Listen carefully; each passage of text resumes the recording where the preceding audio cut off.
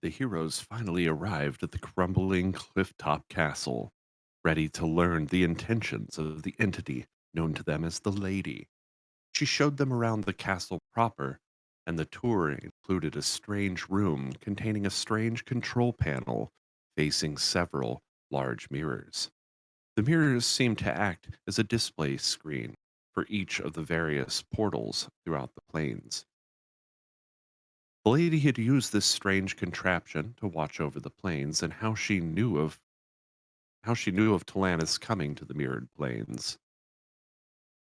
She explained that she was trapped in the planes by an ancient dwarf known as Musnir Drak, and that it was that same dwarf whom cast Alanith into the plane of mirrors.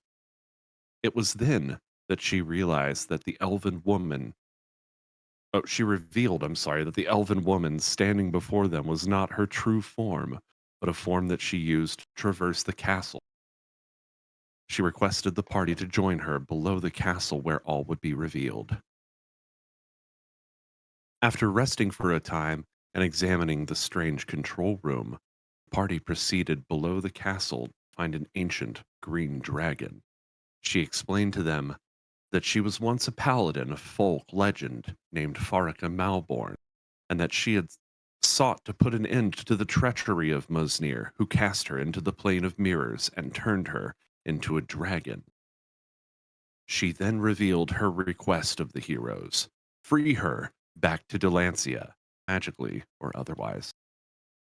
Welcome back to New Dalancia, our Dungeons and Dragons 5th edition campaign. Pardon my botched intro this time. Hope everybody's having a good day, because I'm having a great day. And yeah, let's go ahead and get started. When we closed out, you all were um, in this cavernous underbelly um, of the castle. So let me get some music going here. I think this one is kind of a favorite of mine.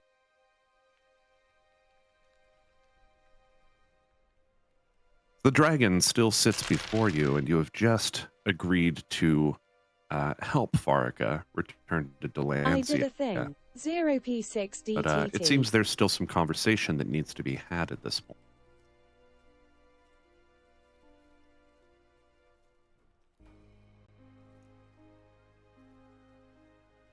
Valphalin turns to you.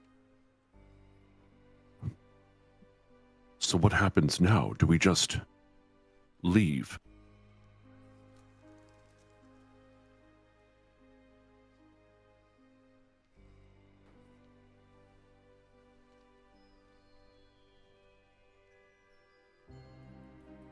Don't everyone answer at once? What? I mean, I'm willing to help, but I don't really know where to go. How would we get a dragon from the plane of mirror back into the material world?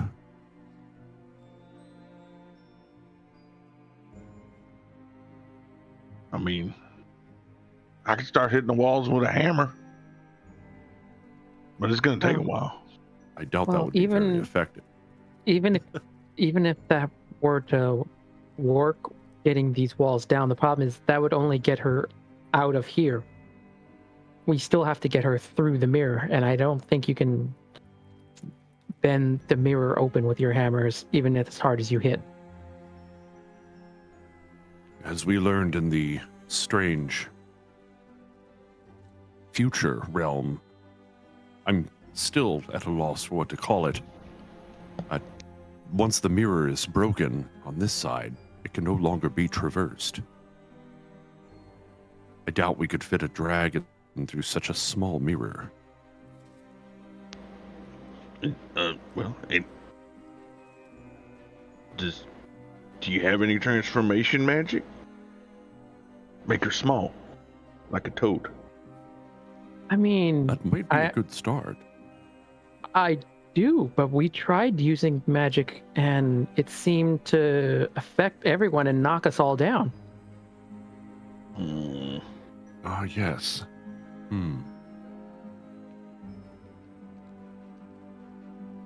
Perhaps our friends at Shopabin may help us. We may find answers there. If my understanding of the city is correct, there are some powerful mages there, are there not?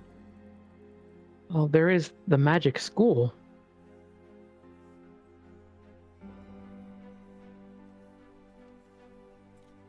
Could we ask around there? Not sure how they take to such things.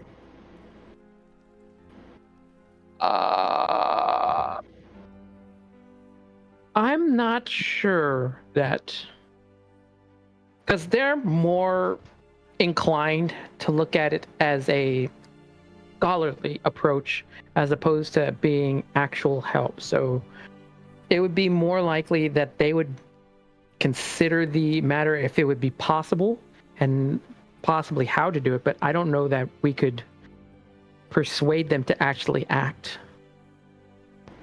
Do you think that it would help that we have the backing of Kimrim Godbury?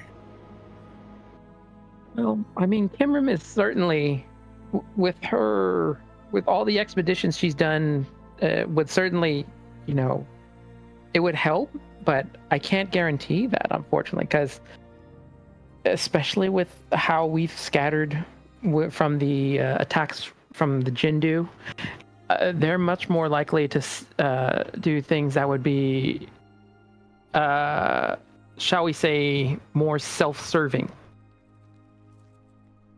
So what if we just straight up paid them? That's a good point. Like, here's some magic needs to be done. Here's some gold. Figure it out.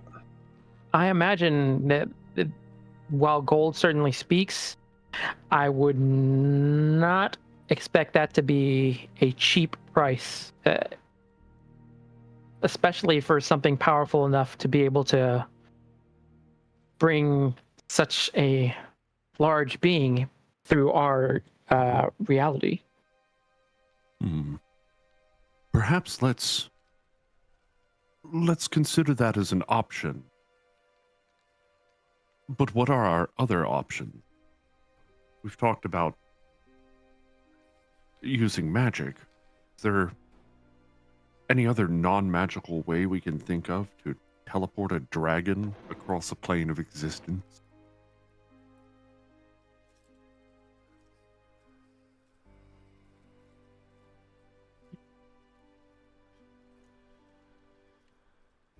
Magic is about the only way that I could think of. I was about to say, you just said a magical statement, so I don't see how you would not magic that. That's a long walk.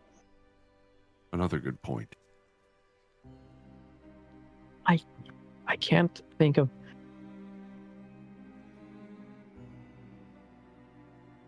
If there were, maybe the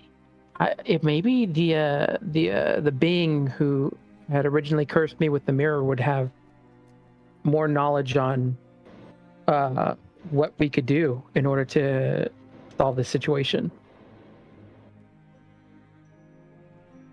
I wonder if that's safe. That being seemed chaotic. Well, it also seemed more that he was just looking for entertainment. Indeed. I still believe Shopabin might be our best bet. Tess agrees with that. And if we cannot afford to pay them with gold, maybe we can pay them in some other resource they may be interested in. Maybe our knowledge, maybe even just to see the mirror, but they would have to be somebody we really trust. And perhaps if we explore all of our options there, well, we can start to look into other avenues.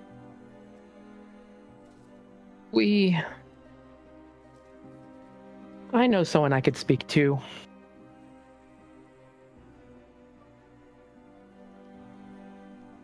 Shopabin it is then. That All right. just leaves one problem. How do we get out of the castle?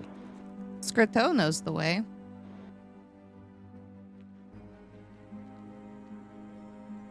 Scrito from behind you. Let's see if we can find it here. Best friend. Scrito, Tess's friend.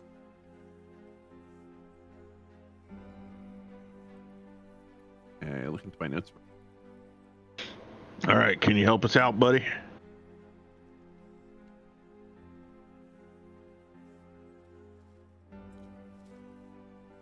Yes.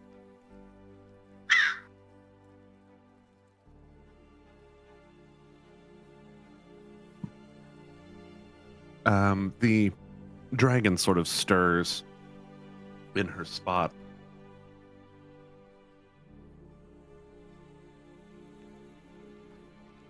How will I know that you'll come back for me? Well, we do have the original mirror that we were being observed from. So, if nothing else, we can keep contact through that, especially with Scrito.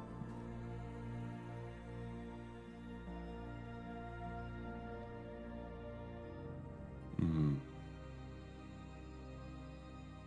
She appears thoughtful for a moment and says, how about an exchange? Scrito will go with you, and perhaps you have one of your mates stay here to assist me.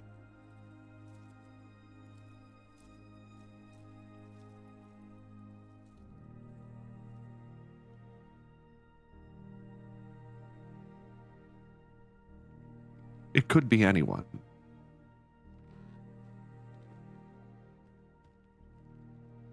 Tess is not sure how to feel about that.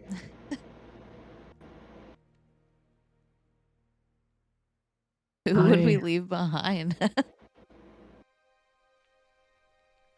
Yeah, We could ask aboard the I ship. well, perhaps we know Bagram has been having some troubles with some of the folks. Maybe he wouldn't Let's just mind give her some trouble. Bog.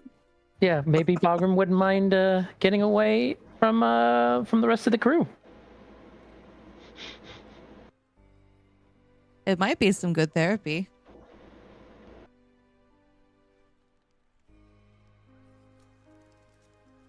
The dragon kind of looks a little irritated and says, I'd prefer it be someone you actually want to come back for. Tess would never leave Bagram behind intentionally.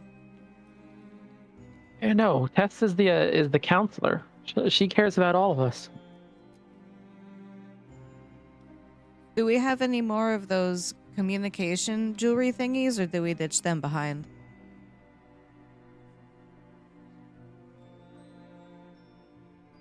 Realize that if you give her one of those, she'll be able to hear anytime you communicate with the party. Is that what you want? Probably not. Also, But would then it really be again- your intention to but- go back for Bagram? But then, I mean, Yeah. yeah. Okay.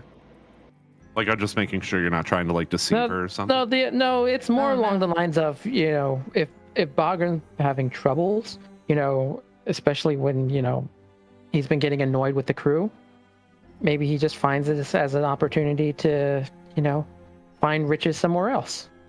Especially if he can traverse through the plane of mirrors.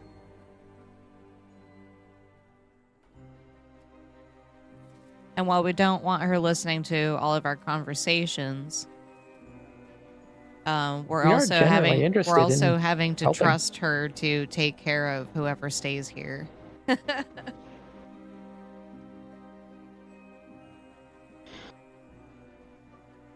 Hmm.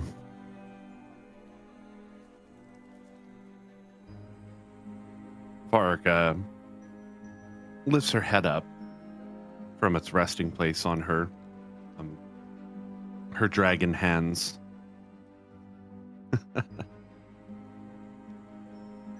I I wonder. accept.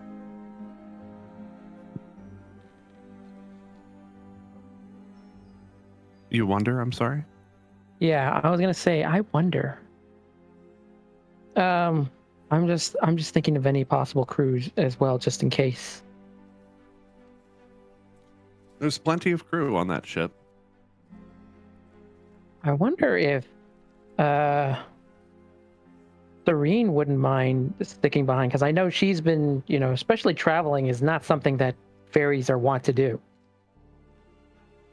Tess cannot see Serene staying in one place for very long.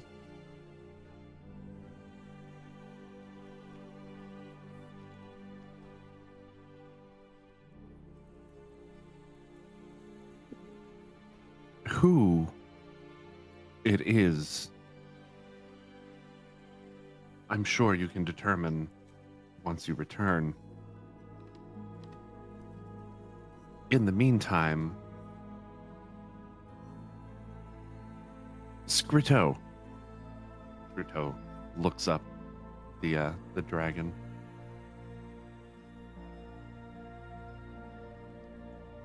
Take them to Falkren's laboratory. Therein, he has a few magical implements that may be of use to you leaving the castle.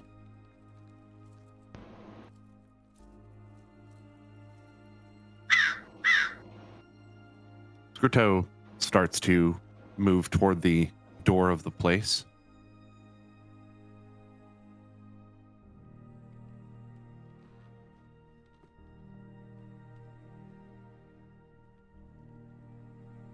Is there anything else? Any other questions you have for me? Tess just needs you to promise that you're going to take care of whomever we bring to keep you company. You have my word as a paladin.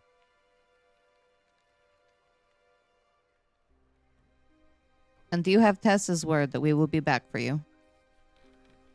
I believe you. And Tess is going to follow after Scritto. She calls after you. Go with the gods.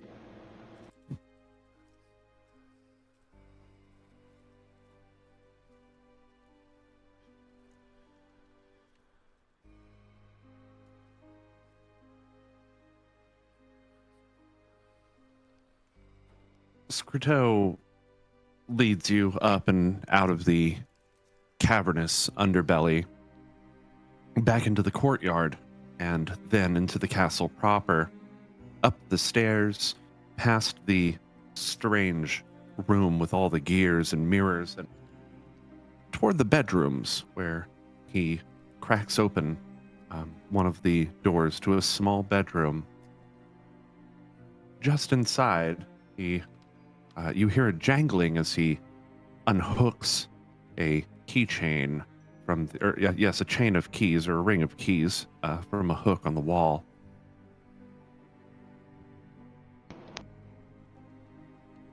He turns, keys in his small hands. It's quite a big keychain, actually, and he proceeds to walk back the direction that he came, back toward the front door of the castle.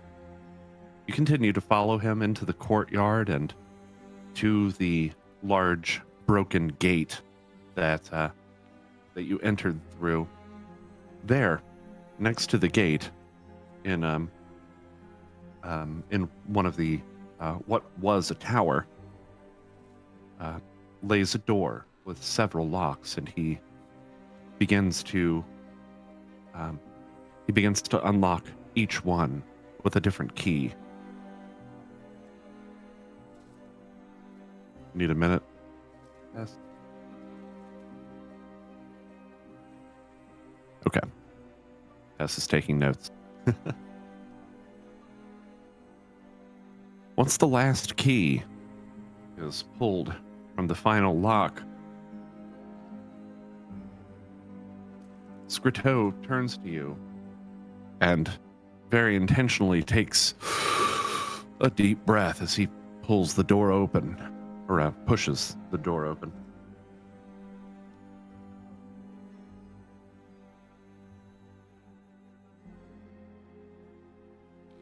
As the door swings open, your nostrils are assaulted with the stench of what you can only describe as decaying something. Everybody please roll a Constitution save. Okay.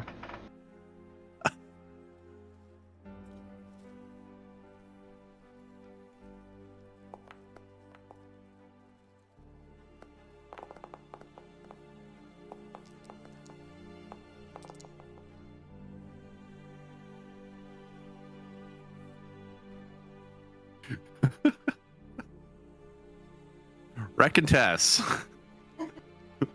Y'all blow chunks.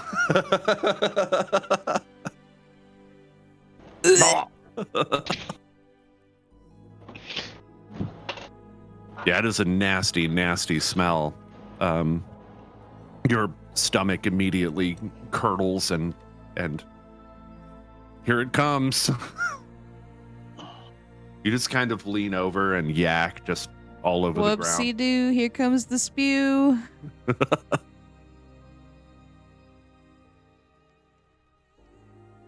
Once you clean yourself up, you this time hold your breath. Just kind of out of the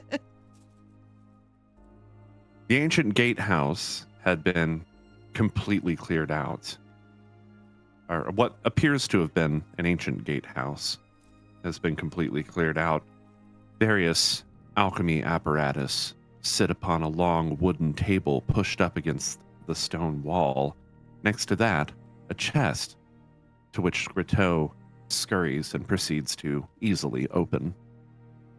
He starts rifling around inside for a few moments, and when he comes up, produces a scroll. Ian Fear.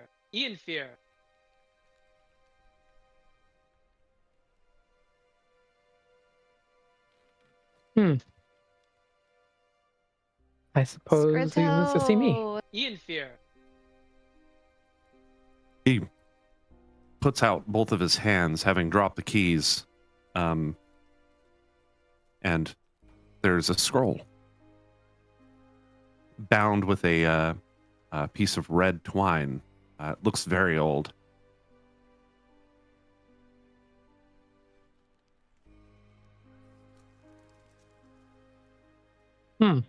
Okay. Let's check this scroll out. You open up the scroll very carefully, and the writing on this scroll is a series of what you know to be arcane runes.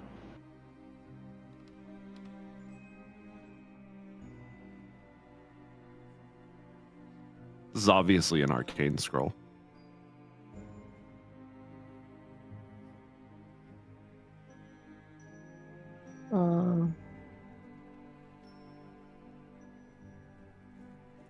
I mean, so I recognize these are. Now, this is something to do. This is definitely a magic spell.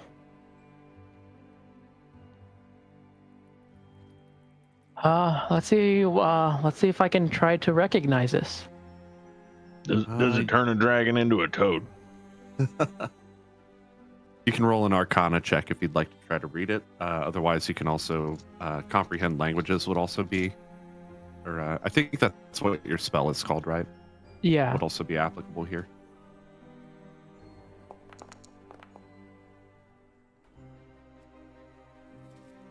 Yeah, it's not that difficult for you to read. This is a scroll of a spell called Slow Fall, and this particular variety of the spell looks like it will work on a group of people who are all touching in some way, so maybe holding hands or otherwise. I'll say, well, I can at least. It looks like with this spell, we can at least get down safely back to head to the cabin. But we might have to get a little cozy. Cozy? How do you mean? Well, we'll all have to be holding each other. Hugging. Group hug. Val, of course, doesn't even hesitate to just scoop everyone up.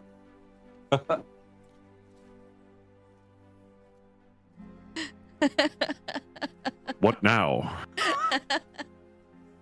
Well, now we'll have to jump off the cliff, and then I will be able to have us fall down gently, as opposed to at the rapid pace we probably would.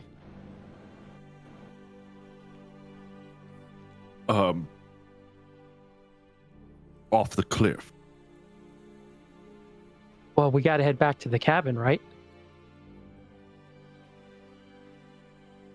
Val Phelan kind of like drops everyone. You want me to jump off a cliff? Well, I mean, we had to kind of, unless you want to go back through and try to fight those golems, we have to get back down into that forest again. And it would be the quickest way. I think we could take the golems if we tried. It would. Do you disagree? Tess thinks it would be fun to jump off the cliff. I think I would hate to turn into a plant again at seeing them. Maybe I could meet you afterward. Nah, just come with us. We do not want to split the party. Of course.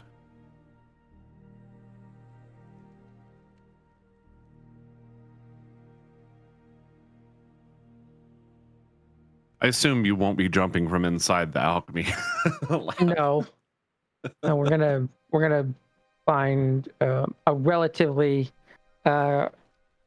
safe-ish point that we can leap off from. But like, I mean, compared to just leaping out from the alchemy lab, as in other words. Let me grab the details on slow fall real quick so I can actually show that here. I should have probably actually made this like an item, but but then I like didn't. There we go. Yeah, I'm sorry, not slow fall. It's called feather fall.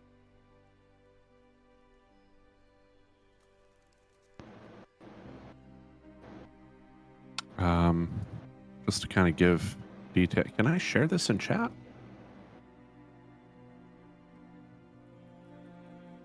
I can import it.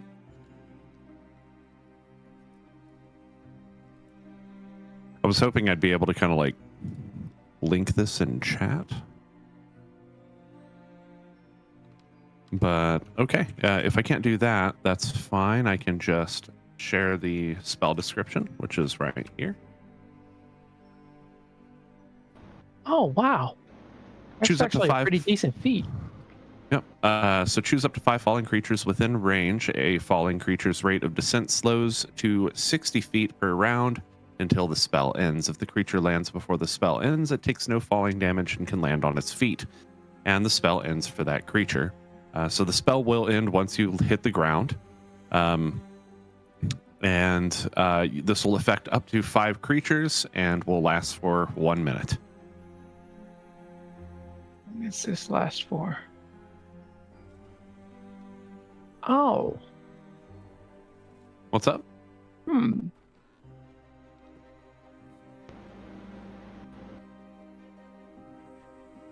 see how that's moved. So, Ian Fear, I'm sharing that spell with you in the items tab. I don't know if something you can see there, but Well, the other thing I was looking at too is I do have levitate, so that way I mean, I guess we'd probably be quicker to use the scroll. You'd Well, still like- plummet, but then you wouldn't hit the ground. You would just levitate above it. Well, no. So with levitate, it can move only by pushing or pulling against a flat surface. Normally, they remain there, but you can move down essentially about up to 20 feet in either direction. Essentially, in other words. Oh, I see. But That it sounds lasts like for it would 10 take minutes. a lot longer. Yeah, it lasts for 10 minutes for the spell, though. So, and then when Yeah, the I mean- spell ends, the target floats gently to the ground if it is still aloft. Oh, I see. No, whichever way you think is best. Well, the other thing is, I don't know if because it looks like I could only cast it at level 1, or level 2 because, yeah. All right. I mean, I think the scroll will probably be the quickest, and apparently, Dragon has been waiting around for quite a while. I would like this to end soon-ish. Indeed. So how are you going about this? You're now outside. You found a good place to jump from. So according to the thing for this feather fall, like we have to essentially we have to do this as a reaction. So we would have to be falling already. So That's right. essentially everyone sort of huddle together, and then I'm gonna, because the other thing is I'm gonna have to keep a pretty firm grip on the scroll so I can read it.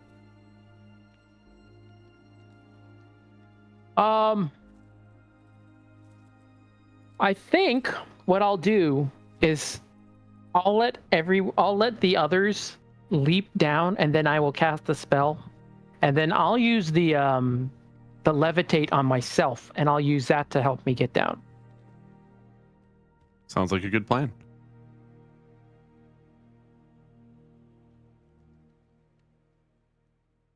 Oh, where So, is it? how And you are said this is you- in the item tab? Yeah, I was wrong about the joining hands thing. By the way, it's just targeted targets. Yeah.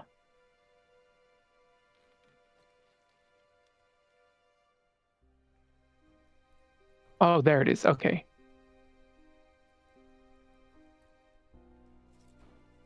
Okay. So, yeah. So I'll say, well, a little bit of trust, but this should work. As soon as you leap down, I can cast this scroll, and I can slow your fall down, so that way it'll be a much more safe and controlled manner. You catch Val Phelan kind of peeking over the side, and he immediately kind of backs up and shudders. Test votes we all hold hands so You're that we sure do this not will get work? so that we do not get separated when we fall. Are I you sure mean- this is going to work, Ian Fear? I mean, this is one of the early level schools of magic, so I'm relatively confident that it should be a safe spell to cast. Excuse me. Relatively confident. Say with 85, 90% sure it should work. It is wild magic with me casting it, so. I think the odds might be better of me just facing the golems. I can meet you down there. We don't want to separate from each other.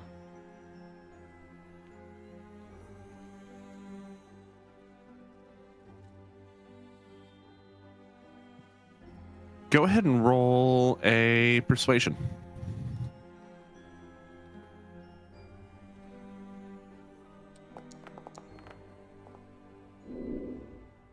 Oof.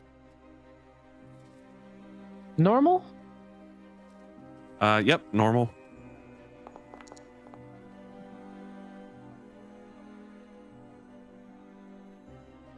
So let's see.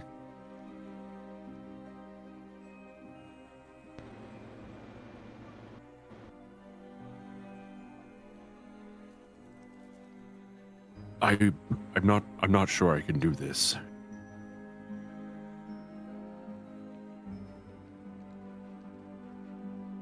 How many adventures have we gone through together? You can trust that I will keep you safe.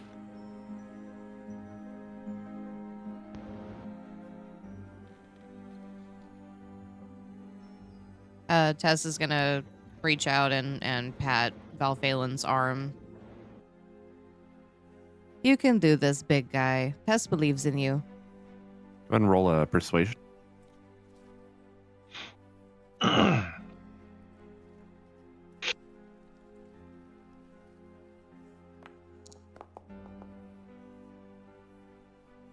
I use my inspiration on that. Yeah. My dice are about to go in dice jail.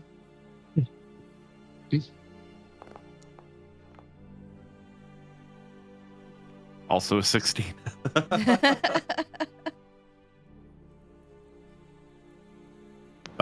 Val still looks pretty concerned. He once again kind of moves up toward the cliff, but you see him hesitate at the just at the brink, looking down. He backs up, immediately backpedaling. He runs into you, Wreck. I got you, man. It's okay. Go ahead and roll a persuasion. Oh, God. I get negatives.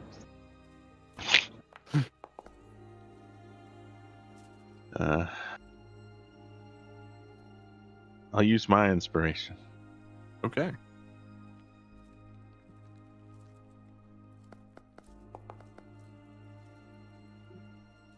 It's the same. Dice jail. No, I've just got negative persuasion. Look, group hug.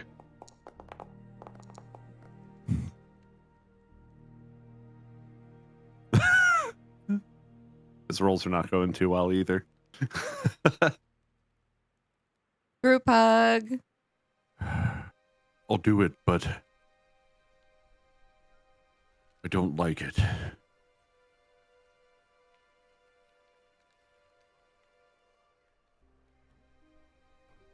Val takes both of your hands and proceeds up toward the cliff.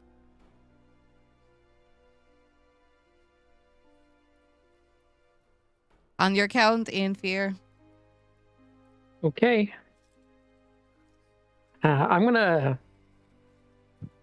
So, when I do the count, I'm actually gonna sort of like give something of a gesture to Tess, essentially to say go early.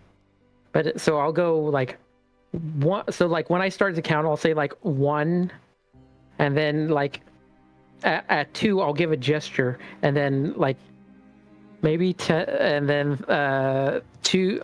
I'll say so like on 2, I'll give a gesture, and then at 3 would be when they would actually jump.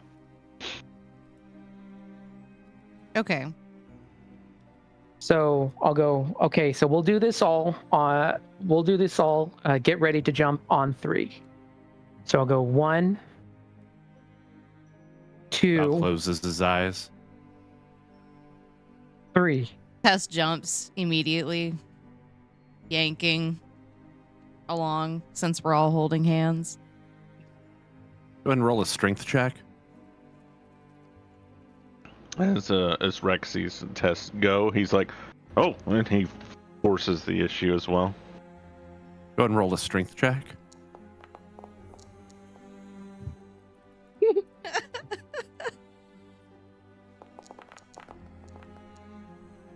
Oh, that would have been awesome. Moment of truth.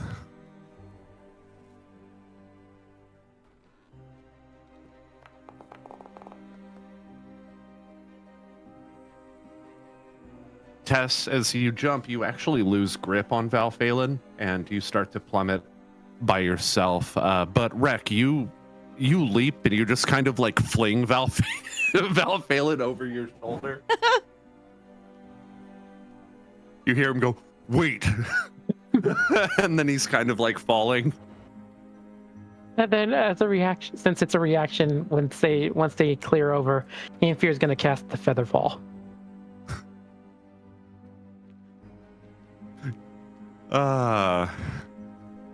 Although this might actually take a bit of time because I think this is no, because it's not a ritual cast.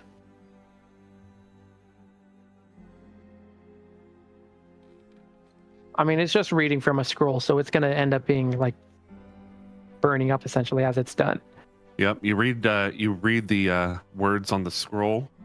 The letters fade as soon as you finish, and the scroll crumbles to dust. Everybody, you all start falling very, very slowly. Valphalin's like upside down with his cape kind of like wrapped over, or his like cloak like wrapped over like his upper torso. Quite awkward. Scrito, this is like Tuesday. He's just kind of like waiting. Arms are crossed.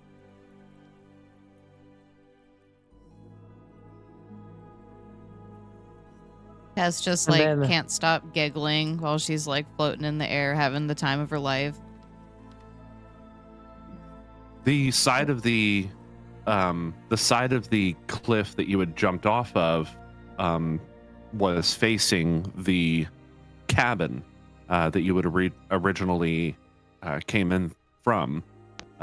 So as you move away from the cliff edge, you are moving toward that cabin. You're on a straight trajectory for it. And then Tess and Rhett, go ahead and roll a dexterity check.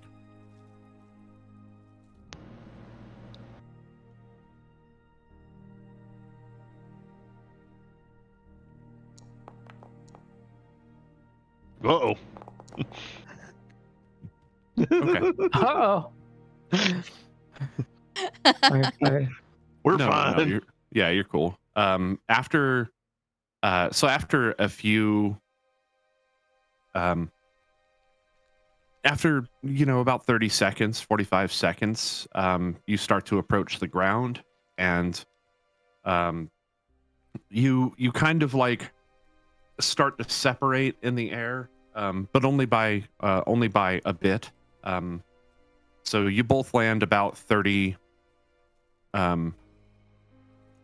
not 30. You both land about 60 feet or so from the cabin on either side. So Rek and Val land on one side, and Tess, you land on the other. Yeah, you can both see the cabin through the woods. And Ian Fear, essentially what he'll do is he'll cast the levitate spell on himself. Here, I'll put that in there. And he's going to essentially push himself down off the side of the mountain by like pushing down off the mountainside. Okay. Get yourself lined up with the cabin. Go ahead and roll a dexterity check.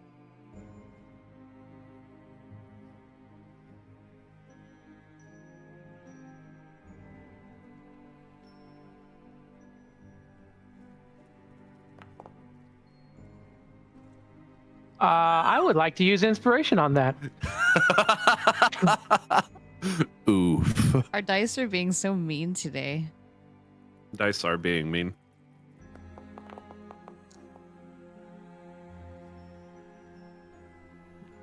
Ian Fear, you line yourself up as best you can. You kick yourself off the side of the mountain and gradually levitate down toward the cabin, albeit at a much slower rate. As you, it takes around 2 or 3 minutes for you to start approaching the cabin, and you realize your trajectory is off by a bit. You wind up around 90, 100 feet from the cabin, just in the forest.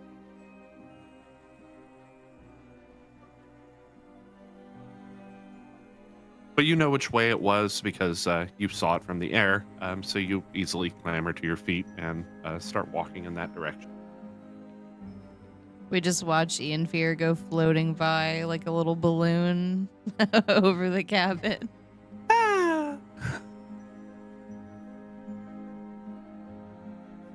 You all reconvene at the cabin. And this is the entire party, of course, Talanith in tow and Misku as well. And Yolanthe, who all did not have a problem jumping off the cliff and being affected by the spell. You all meet up at the cabin and proceed through the mirror. And once you reach the room with the final mirror that will take you back to the ship, you actually get some good music here. I like this one. Once you get back to the mirrored, or the chamber with the final mirror, you can see reflected in that mirror the drape that you hung over the mirror originally, still nice and hung there. Valphalin stops.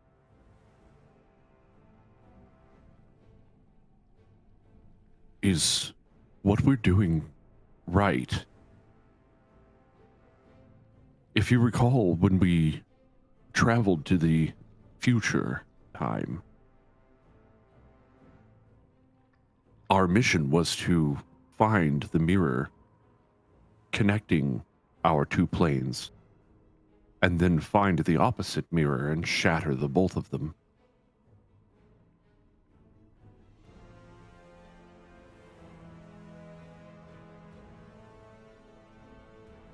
There are just so many mirrors. Tess feels it'll take forever to find it. Perhaps Besides once which, we need to get back. We'll need some way to keep in contact with others until things are a little more secure.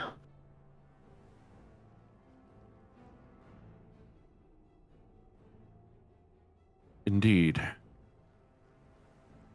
Do we intend to finish that mission after we return Farrika?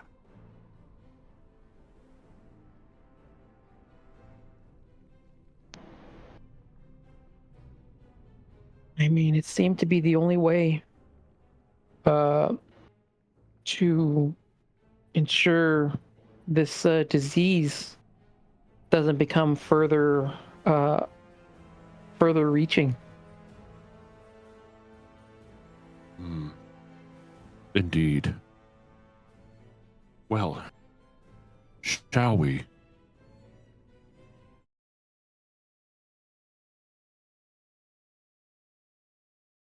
Let us proceed.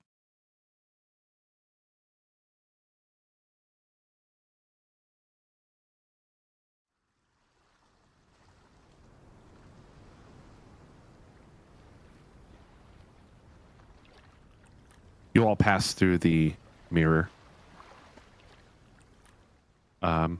Whoever goes first, you kind of cling to that drape that's on it and carefully pull it off of the mirror as you step through.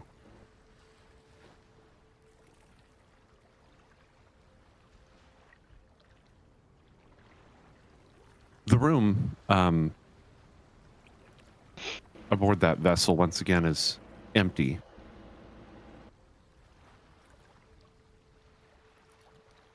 Save for, the mirror, yourselves, the ladder. It's kind of weird to be back on the deck of the ship.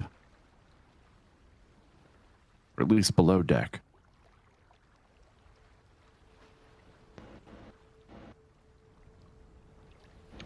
Rex looking around. So how long were we gone?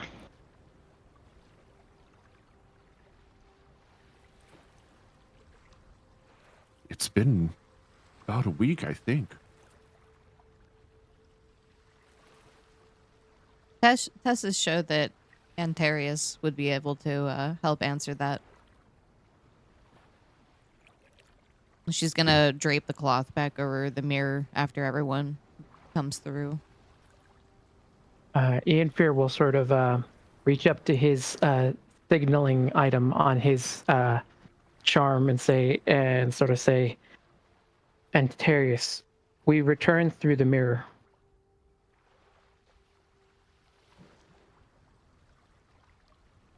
There's a response.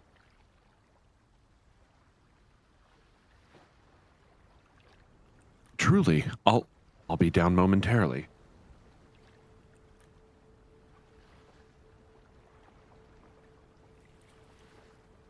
Terlanith, there will be time for a tour later. First, we must check in with the captain. Terlanith just kind of solemnly nods.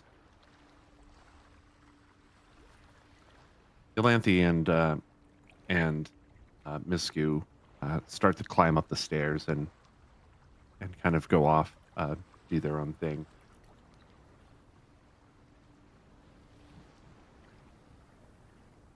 After you, Tess. Val gestures toward the ladder. Hopefully we can meet in the dining area because Tess is starving. And she's gonna head out of the room.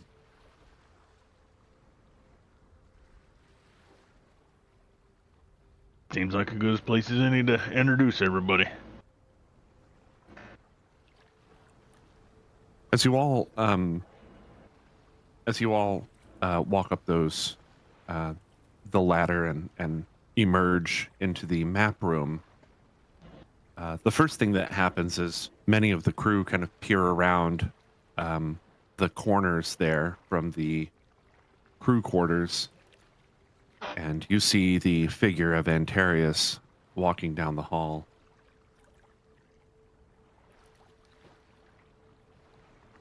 Welcome back. I'm happy to see that you all are safe.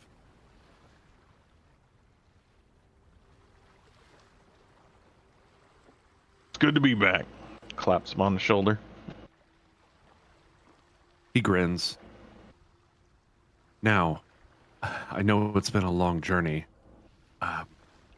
Wherever you'd like to discuss all of the details is fine with me. To the dining hall. He kind of chuckles. Indeed, to the dining hall. He leads the way downstairs, and let me actually go ahead and load up the map for this one, just to get a visual. Where's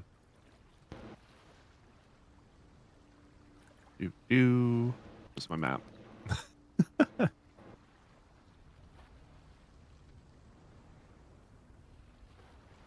There it is. No, that's not it. There it is. Let me preload that.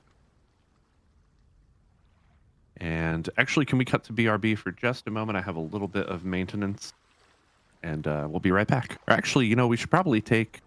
Yeah, it's very close to when we normally take our break. Let's go ahead and take our intermission here, and when we get back, I will be all ready.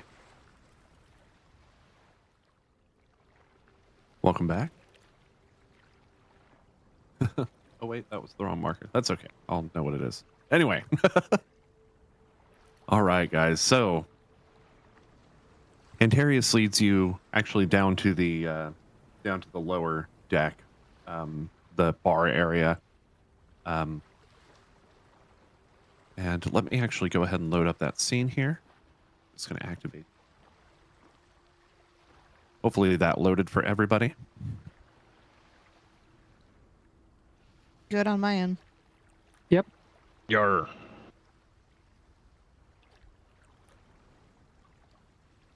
You all come down the stairs to find Govin and Kimrim, Darkhool, who is, if you remember, Govin's son, all waiting for you. As you come down the stairs, Kimrim's eyes widen. Oh, I'm so glad you're safe. As are we. We were very concerned when we last left. Well, suffice it to say, we're fine. I'm sure you had received news through, through Healthius. Well, She, her kind of bright, smiling look sort of fades.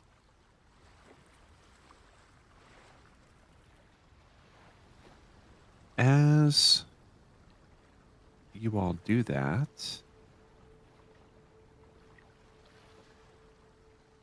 I think this is the correct direction.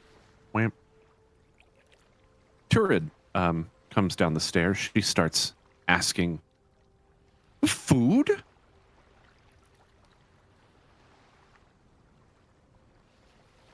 Drink? Question mark. Oh, yes, please. Okay. Food is coming, and she proceeds to go back upstairs. Tess is going to take a seat. Val shuffles over next to you and sits down with a loud thunk. Can't believe you all made me jump off of a cliff today. Antarius kind of cocks an eyebrow. We all lived, though. Nobody I- got hurt. Don't even want to think about it anymore. Oh, but it was so fun. You can find fun in situations that, well, suffice it to say, I just don't understand. Perhaps never will. If you don't make things fun, then life gets really boring.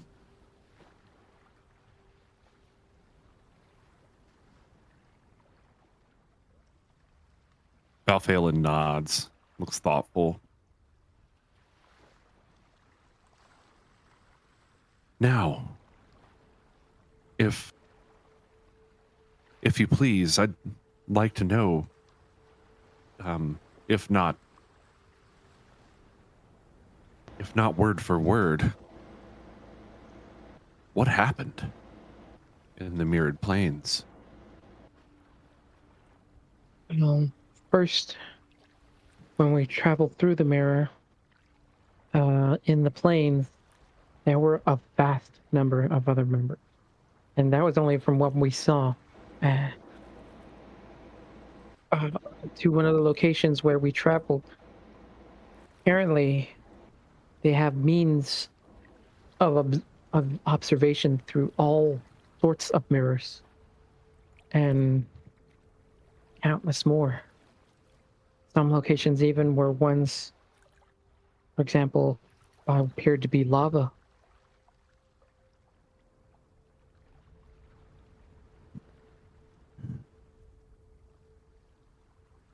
We came to a mysterious cabin in a wooded area. And in this cabin is where we encountered our mysterious friend here, Planeth. Ianfear, you forgot the part about our mirrored selves. Well, I was going to lead up to that in a bit. And there I was a see. weasel. It was a weasel. Yes, Right? there was a weasel. Unfortunately, the weasel was with us. Oh. So Laneth had explained that he had been trapped in sort of this central location where we found an ancient castle from an even far more ancient civilization that had basically been curtained off from all but the mirrored planes. We had encountered an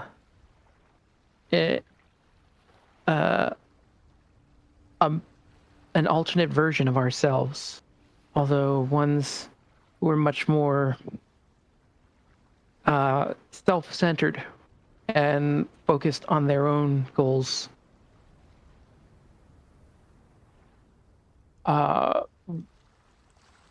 Then things became odd when we found ourselves once again back on our trip to Dintherum. Indeed. After you had found us with the from our travel to the future realm. I also remember the trip back to Dintherum suddenly, and then waking up back on the ship, Antarius says.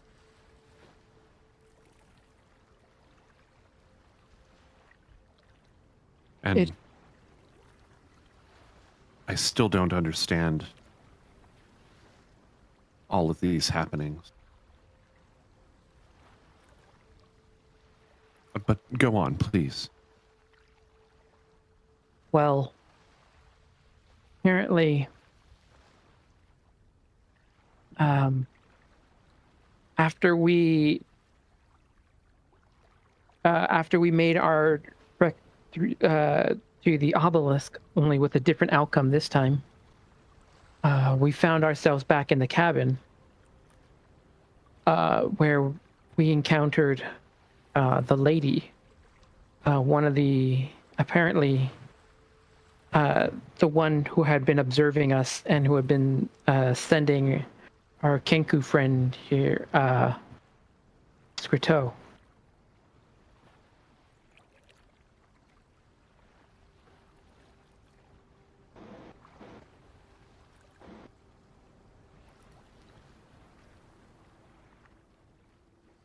The lady, it turns out, is actually the fabled Farrika Malbourn. Malbourn. Yep. Only, apparently, she had been cursed to a form of that of a giant green dragon. As soon as you mutter the words Farrika Malbourn, Kimrim's eyes widen. She takes a step back, and Govan places a hand on the table, leans in. Farrika Malbourn, you say? The Farrika Malbourn? So she claimed. You know him? Oh, of course. Any historian worth their salt would know of Farrika Malbourn.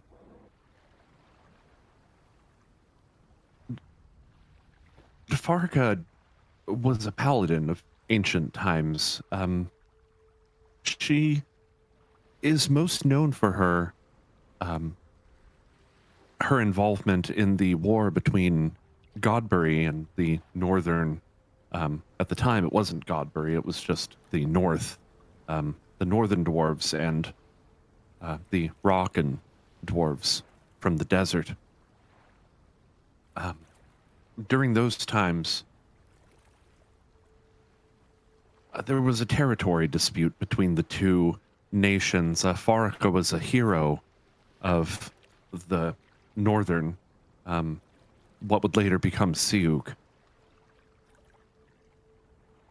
She's known because she, at one point, was captured by, well, before she was captured, she defended her hometown along with a group of her townspeople against an onslaught of Rockin summoners who took her prisoner, and her, along with her townspeople, had broken free of captivity some months later and returned home safe and sound. And that folk story has been told to even my when I was a child, my parents before me, likely my grandparents too. I've also heard that, Govan says.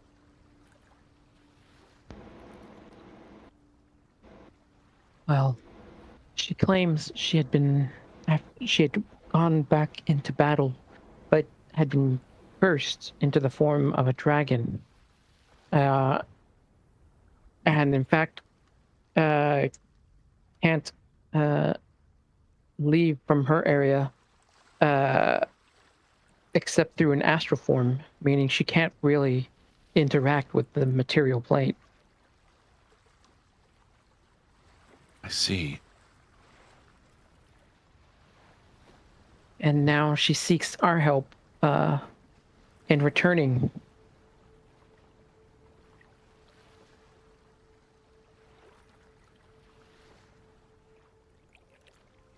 I have so many questions. Also, I'm trying to disable this this snow because it's not snowing. I just don't remember how I did that. I thought it was chilly there it in is. here. Who left the AC on?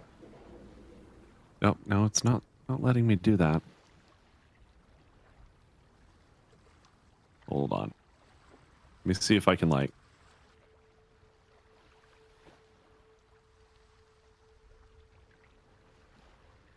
Can I Is it like because of maybe it set happening outside? There we go. Okay, now I got it. I don't know why that didn't work the first time, but there we go. Okay.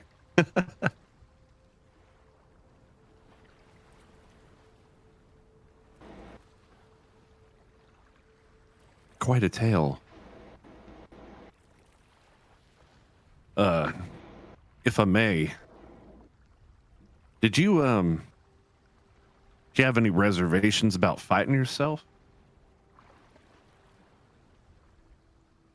Well, we would have if they hadn't struck first.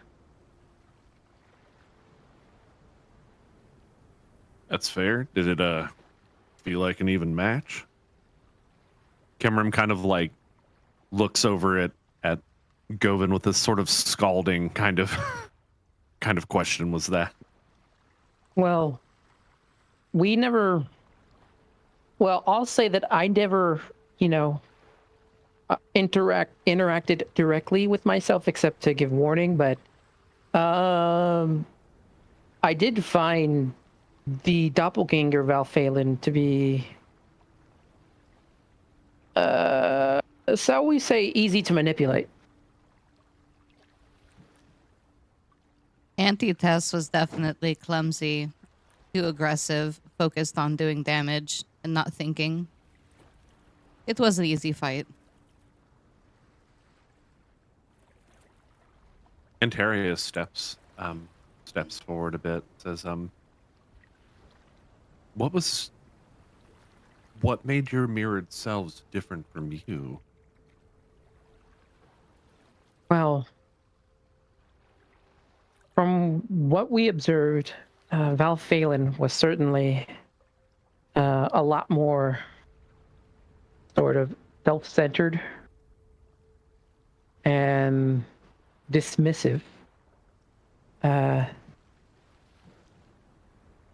was definitely a lot more aggressive and not as cheerful. Indeed, all of the mirrored versions of us seem different in some way. Almost as though they were our opposites.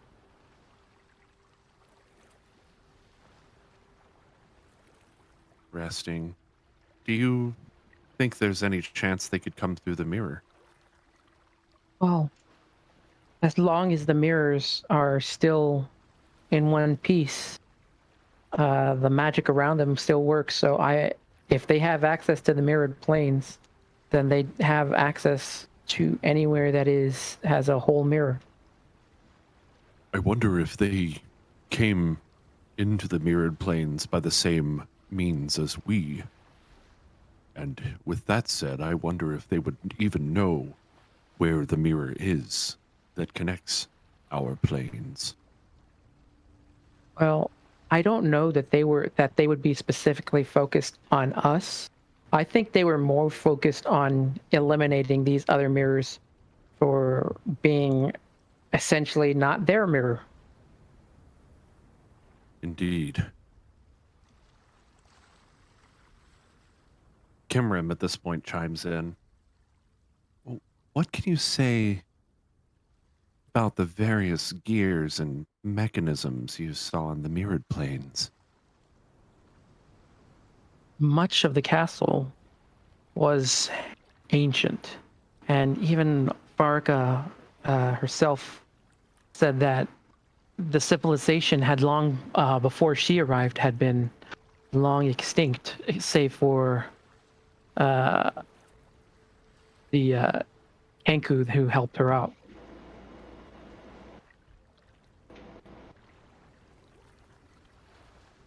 Although Hmm. the room with the mirrors for observation was definitely something that looked like it had been put in after the castle had been constructed, because it certainly was not ancient.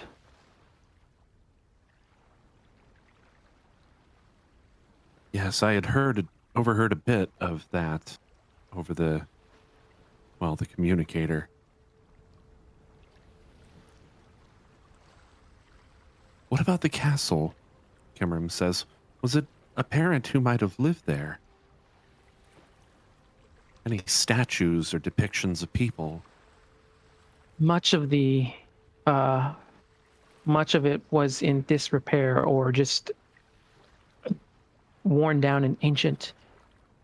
I used a bit of magic in order to restore. There was a throne room, so if nothing else, it looked like it was a hierarchical society, but there was not much that was around that could really be uh, determined what kind of who they were. And Farrika didn't know anything about them? She claimed they were long gone before she even arrived. See. Hess just And- found it very interesting that this place was up very, very high, and the only way to really get up there was a series of tests, stairs.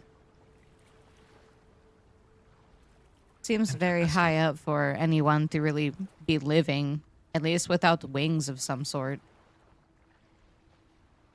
It is possible that the place, wherever it may be, had been subject to some cataclysmic disaster that had caused the land to tear away from that castle. What that might have been, it remains yet a mystery. But the fact that the island was, well, an island surrounded entirely by water. Why would one want to build a castle at such a high place on an island? What is there to protect? And who, furthermore, are you protecting from?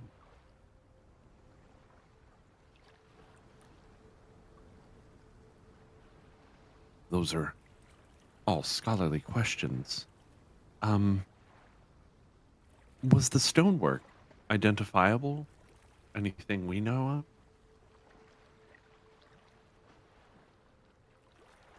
She's looking back at you, Ian. Not that I'm aware of. I'm afraid much of everything was like what I was able to clean was even remotely was a throne, but even that was not a style that I could recognize.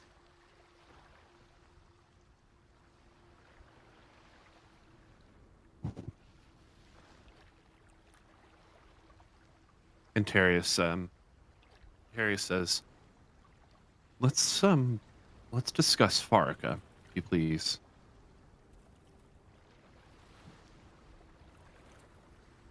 How did she come to the mirrored planes?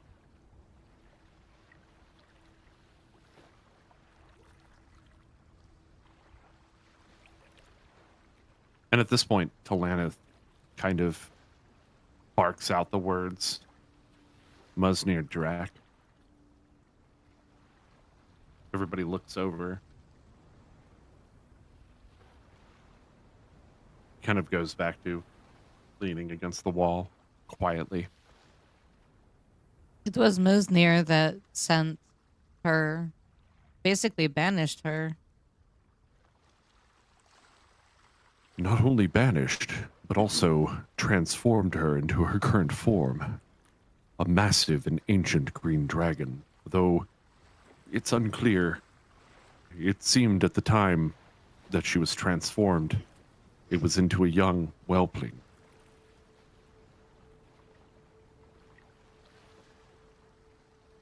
And worse, when we tried to use our own magics to try to remove some of that, some of the way, we were pushed back.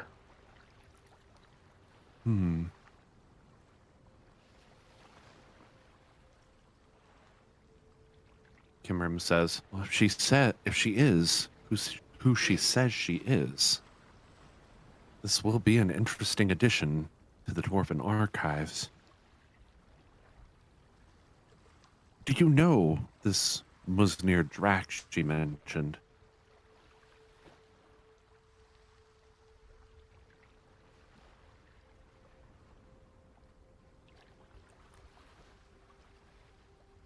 I am not familiar, but I believe Talanith is. Miles just kind of holds up his hand, shakes his head. I'd have to think on it.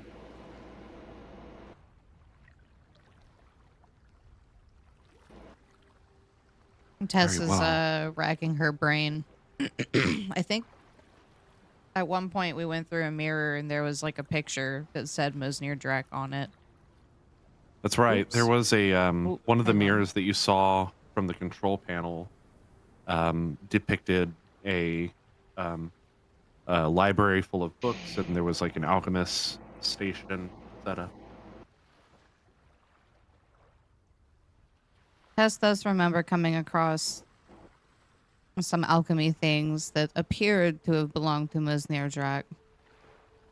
Didn't you also say that you thought you spotted one of the books say something about rituals or spells, dark spells? Yes, that is correct.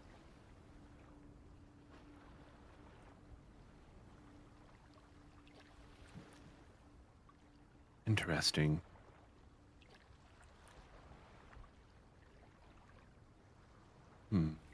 That would make Musnir very old. He supposedly struck a deal with the devil. Much like our friend Falkrin that we learned about in the in Dintherum.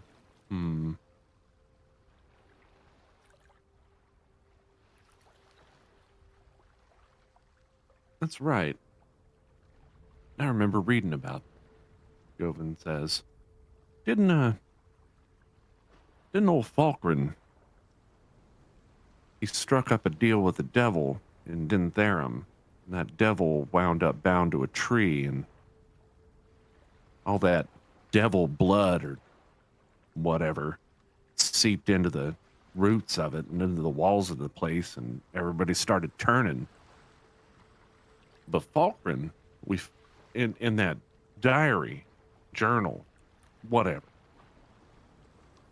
didn't he go through the mirror? Yes, Tess believes so. But he wasn't there. Or at least like his remains or something. Not that we saw. Or really had the opportunity to look around. We kind of beelined it from the cabin to the castle. Indeed, though Farrika did mention his name, that he was there, but had long since passed away. She also implied that the current disease may have something to do with the experiments that he was doing at the castle.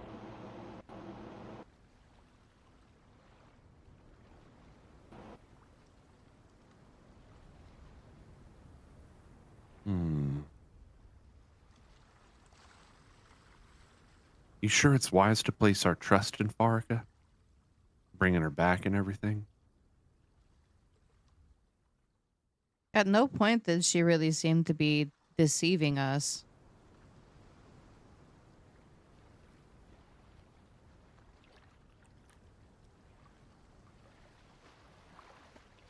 Wham. Almost forgot. Quack. Wham. He actually makes that sound as he...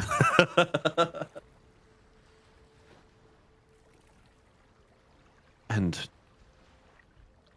what of Scritto? Tarius says. He seems trustworthy, but why was he with Farrika?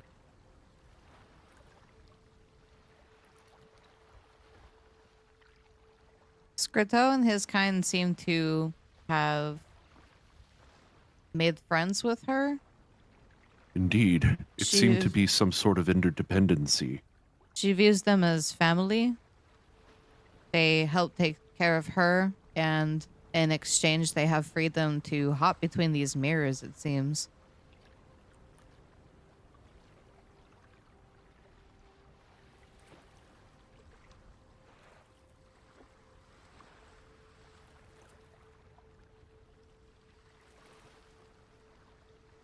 So, he wasn't a prisoner after all, then?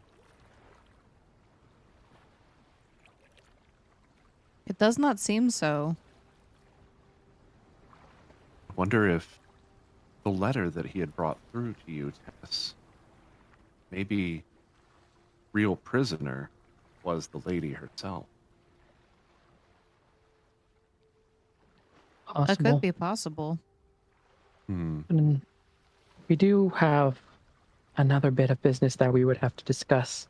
So while we were able to get back through here, the lady, I believe, would prefer having someone stay behind with her to essentially have a sort of guarantee, I suppose, that we would be coming back in order to cure her.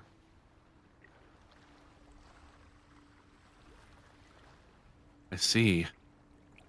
In exchange, she has sent Scritto along to help us, but she also does want that collateral of having a crewmate stay behind with her. She promises to keep them safe, but it is kind of a tall order.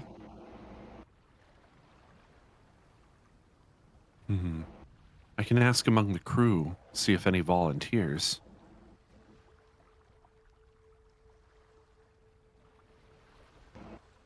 At this point, Turid, who has previously set your food at the table and poured drinks for you all. I'm sorry I didn't get through that. I didn't want to interrupt, but she sort of pounds her fist on the bar. I would like to see the dragon.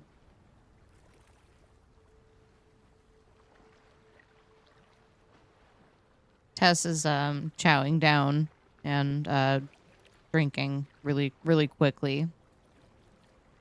Are you sure, Turid? It would be very dangerous. Could be.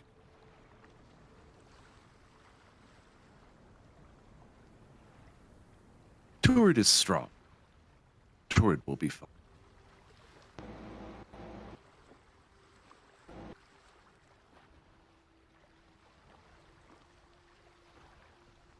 You are very brave. So that's settled, I suppose. Someone would have to lead her back to the castle.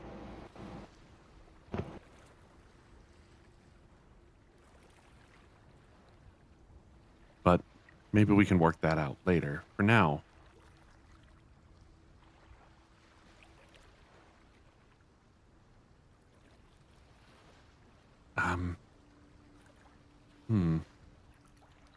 well, from our side, we haven't heard anything about Helthius. He's not on the ship anymore. He's just gone. Oh, he was a hard-working court wizard for only a short while. I never would have thought him to be such a scoundrel. Kimrim says, I also didn't know him very well, but what I did know of him is that he always finished every job we gave him. He seemed reliable and seemingly infinite source of knowledge. Remembering his weird mannerisms, Tess is going to shrug. Tess was never a big fan. He did Especially of seem- the pocket food. Ugh. He did seem a bit off as well, to I.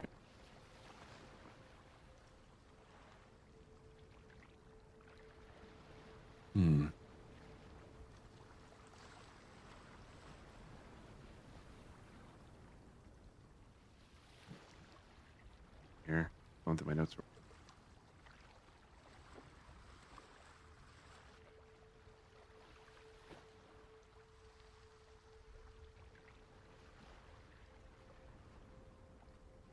So Antarius chimes in.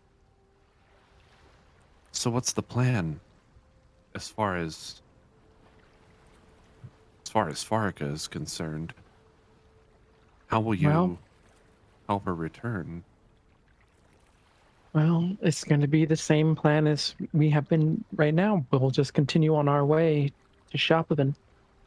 And I will have to speak with the School of Mages and see if they might have a solution. Yes, that's right.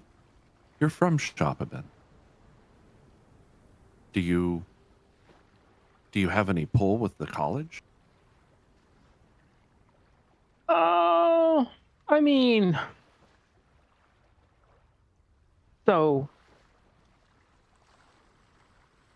I was raised by former headmistress.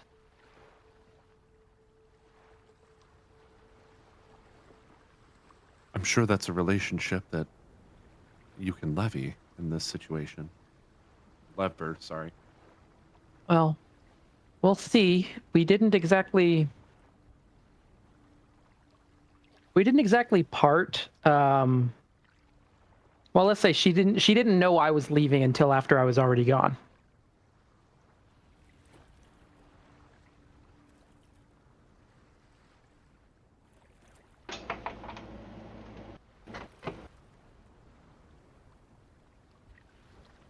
Taking a quick note about that.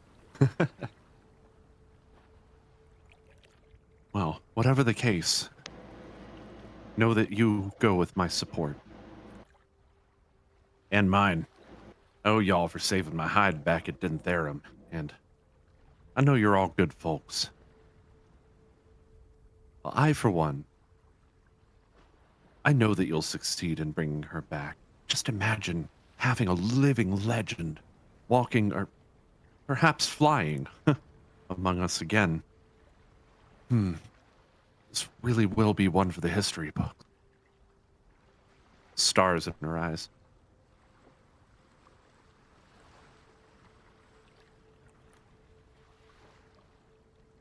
Okay. It's been several days. It's been about a week, actually, since you all left. Shopabin is still just a few weeks away. Kimrim and Govin brought some extra supplies, and we're through the thick of the frigid north. Should be smooth sailing until we hit Jindu.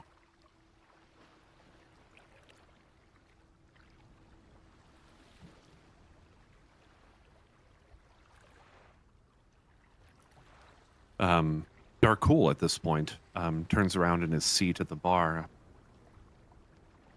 What happens at Jindu? Well, we steer clear of the coast. Watch our backs carefully around the island. Antarius goes, Verily. And should push come to shove, we run.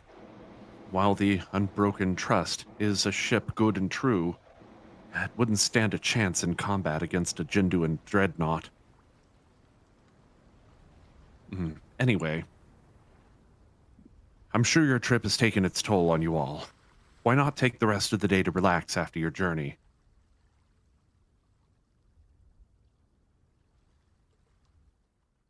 That sounds like a wonderful plan.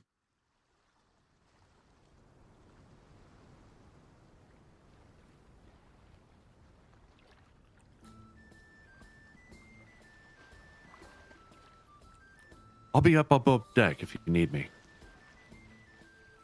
And, otherwise, you know where to find me. I'm happy to see that you all are safe.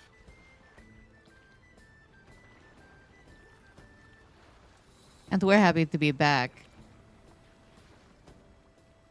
Antarius turns around with a sort of flourish of his cape. He proceeds up the stairs and back out.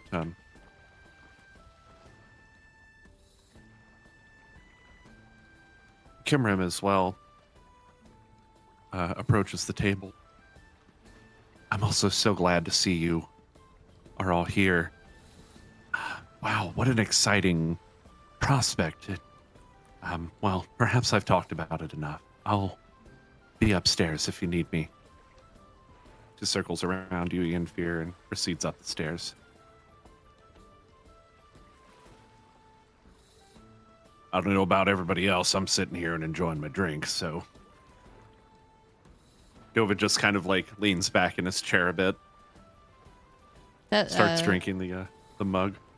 Speaking of, Tess is ready for another round. Jared pours another round, hands it off to Darkpool, who approaches the table and sets it down. Thank you. Rounds for everybody. And he sets down these several mugs in front of you all. Still can't believe you had me jump off a cliff. Balphalin says with a sort of an uncharacteristic scoff. Tess is gonna elbow him playfully and say, deep down, you really enjoyed it. It felt like flying.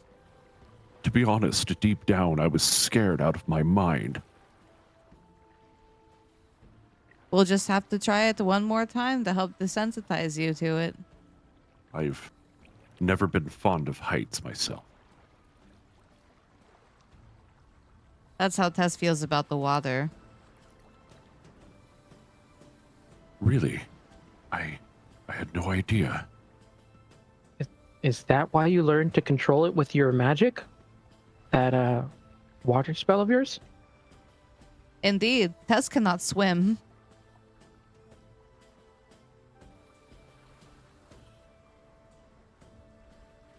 I'm quite surprised you even boarded this ship. So Tess was very nervous at first. Remember, Ianfear had to help levitate Tess up. Ah, yes, I do remember. And Tess has to admit she's been very nervous about all of the water surrounding us. But Tess has gotten used to it. I just never climbed up to the crow's nest myself. Too high for me. Maybe you should try doing it more often, just to get used to it. Perhaps you're right. I suppose, being in the line of work that I am, I can't always just be afraid. At this point, Valphalin produces a pipe from a satchel, loads it with green and almost kind of powdery substance, and he snorts, and fire comes out of his one of his nostrils, lighting the pipe as he puffs. Smoke starts to billow.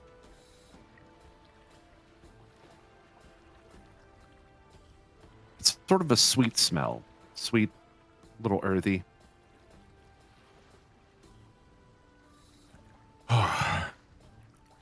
Now that all that's over, it is good to rest, finally. Tess, you look over to see Scriteau clasping his hands, looking around. He seems a bit nervous.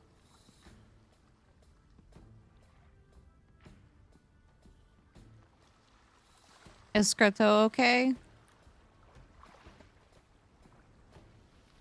Yes.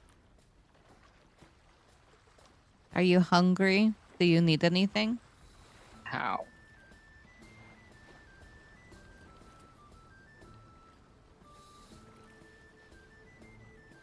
Some bread, perhaps? Yes. Best friend. Torrid, can we please get some bread over here? Coming right up. And she kind of turns around, grabs a few articles of different foods, and places them on the bar. She says, Darkul, if you'd be so kind. And he nods and approaches the bar, gathers up everything that's on a plate, and proceeds back over to the table and sets it down. There's various things here: berries, bread, whatever she could muster. Scritto, help himself. Scritto's eyes widen. He sort of reaches up and grabs just whatever's within arm's reach, some bread, let's say, and starts to nibble on it happily.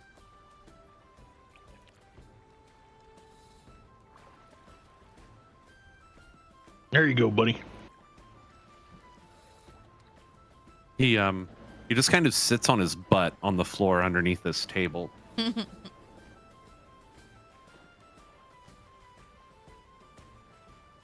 interesting character he is. Tess is quite fond of him. To be honest, I can still feel that feeling in my chest. Falling feeling. Could use another drink. Darkul kind of walks back over, picks up another round, and sets them all out in front of everybody. Some of you may still have half of your drink, and yet here another tankard full the brim. Tess works Right on down- finishing right off down. her second drink. Yeah. Rex Amphire's gonna just down comment, the "You whole know, half. this drink doesn't feel as strong as it used to." What were you saying, Rick? Rick drinks, like, swigs down the entire first glass. That way he can be ready for the second. Don't worry about it, fella. I'll go up in the crow's nest with you. That way I can help get you down. Yeah. You flung me. How dare you? I went with you. Smoke kind of comes out of his nose as he sort of chuckles into a cough. We'll even use a rope this time. Indeed. I do have a concern.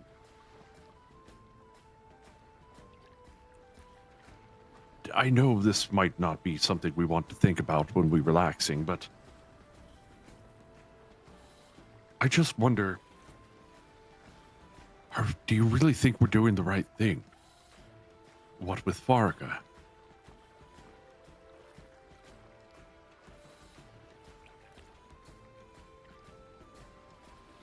I don't know that we have enough information to know if it is. But we are helping someone out. And that feels right. Tess agrees. You've a good heart, my friend.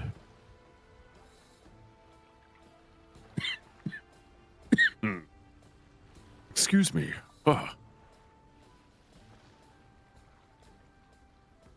Don't know Ian Fear. I think the drink is still pretty good. Oh, the taste is fine.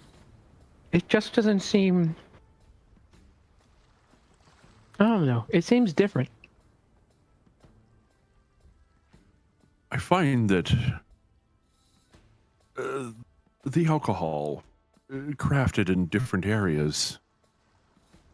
It's strange how a different barrel might have a different character than the preceding barrel. And not that I've drank an entire barrel, mind you.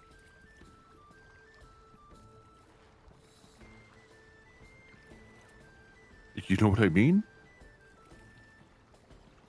Well, there's a lot of factors that can go into affecting, the environment, the weather. Indeed. I mean, even someone like myself, where, something like magic can even affect the little details.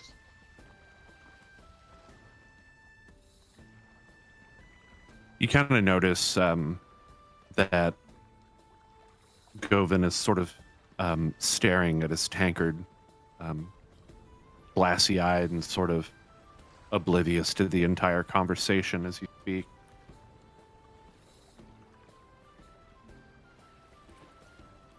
At one point, right after you finish talking, he kind of sighs,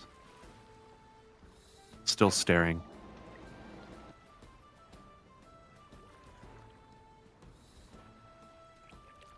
You said it was Govin, right? Yeah, it was Govin. Speak your thoughts, Govin. Huh? Oh. I'm just thinking about Jindu. You seem really concerned. Well, Ian Fear can probably tell you here, but Jindu's a war zone. Yeah, we tend to stay clear of them, especially the sieges. To be frank with you, we haven't gotten many ships through their defensive line out toward way of Shopabin. That's a difficult sea to cross. They keep a close eye on the bay. That's why we're dodging the coast, you see. Those dreadnoughts, they've sank a lot of ships. A lot. I just hope we don't end up among them is all.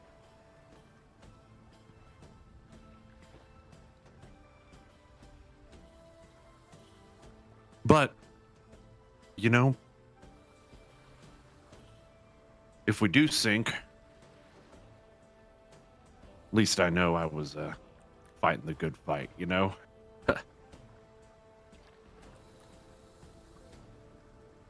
you all, heroes of Bunavar, here I am. He kind of takes a long swig of his drink. His cheeks are kind of like rosy red. Tess sips her drink. A war zone, huh? What are they fighting about? Whatever they want. They're very aggressive. For a while, we thought it was a border dispute, see. Now, we think it might be some kind of resource. Metal, maybe?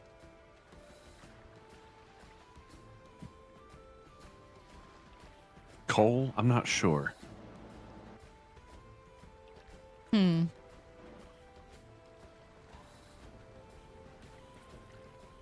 Just that they've pushed the border of Malia, but they never seem to claim territory per se. No, they just delight in pushing us out and Keeping driving us us out. into lower numbers. And we can't even get flies through the front door most. Other means just takes too long. I mean, we do what we can.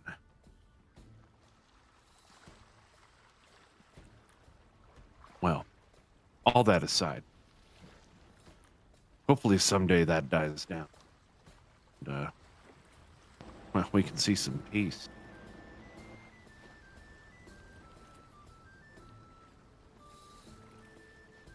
It's been a long-running war, from what I understand. Doubtful at this point that peace might even be an option. But you still have to hope, you know? Balphalin takes another long drink. Been so long, maybe they don't even remember why they're fighting. Do you drink? Yep. Roll a constitution check, please.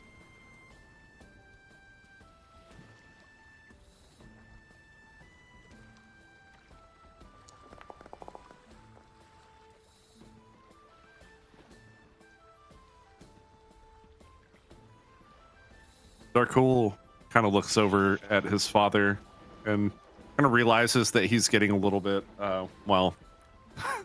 drunk. Get a little toasty. He kind of shakes his head, rolls his eyes, and just kind of goes upstairs.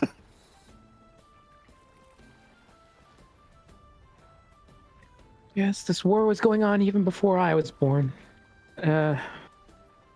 Ahara used to tell me a little bit about the early days from what he remembers. But many of our people these days attribute it just to their nature. We've been at war that long. A sad state of affairs. Must be miserable for a lot of them. Sadly, it is not the prejudices are not contained to only the Malian nation state, or nation states. The fear of Orkinkind. I even experienced a bit of it traveling north from Imajokia.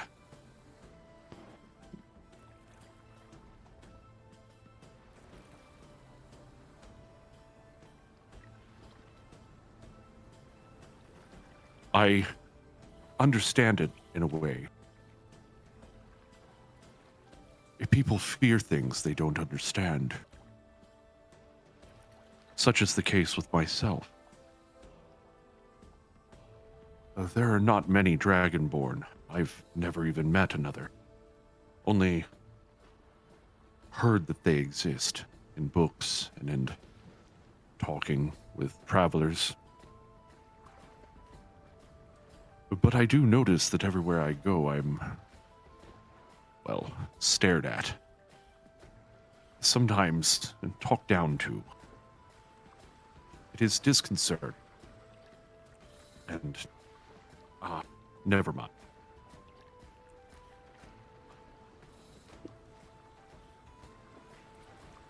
There has to be more Dragonborn out there somewhere.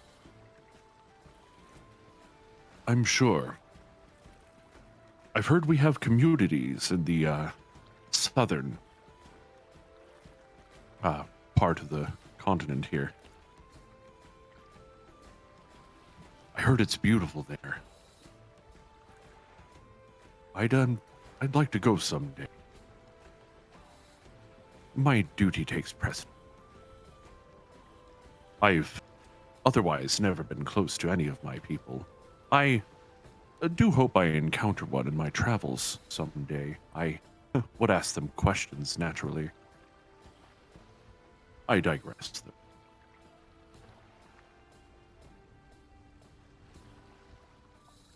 But Tess hopes that we run into one someday as well.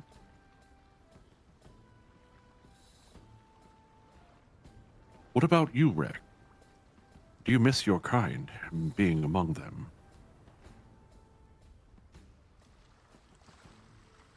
Well, I mean, it's different. It definitely is. I mean,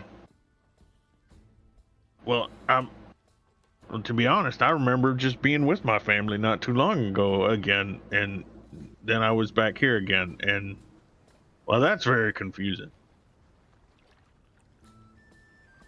Interesting. Could it be that...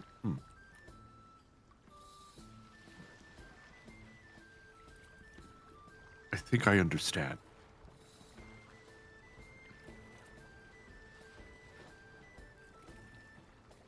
Do you still fear for your family's safety?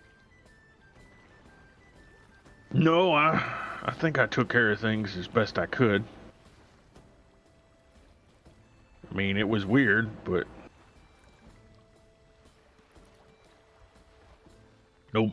I mean, seemed like people would be okay. At least the way it turned out. And I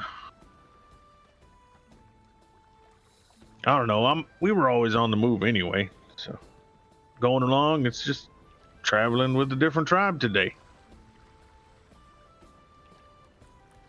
Another family. Valphalin raises his drink to you. Another family, then. Rec raises his mug, taps it against. Yeah. You can kind of see this big, kind of bigger than you've maybe previously seen on Valphalin's face, with like a big grin as he raises that glass at you. He sits down, takes another long.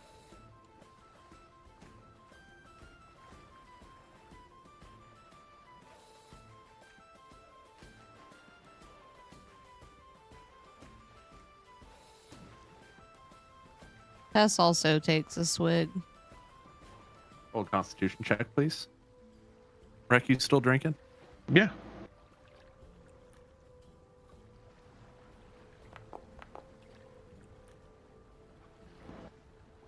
Turid sets out another round of mugs.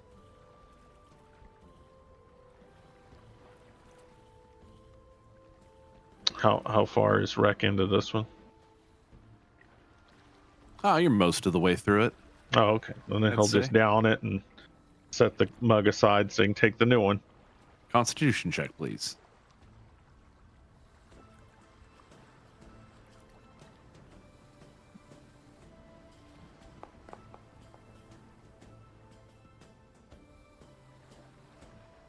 Okay.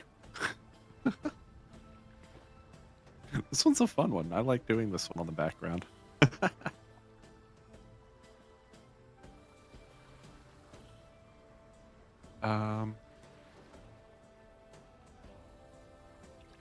Drinks are here. What do you want? That's what Turid says in the back. Kind of Turid's voice. I need to work on that.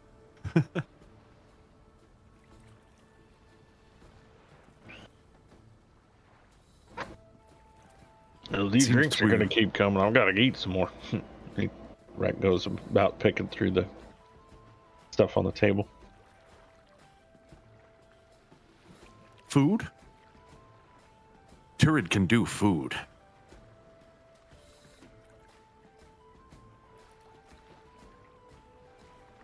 She kind of like spills over the bar and climbs up the stairs hastily.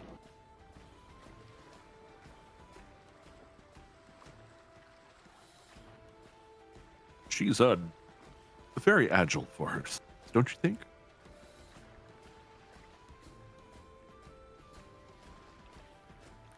Tess thinks she's wonderful. She's gonna do a great job with the dragon. Just that I don't think I could jump a bar with such grace by my side. He sort of chuckles again. Well, we'll work on it. There, we'll clean off a swath of bar and we'll take turns.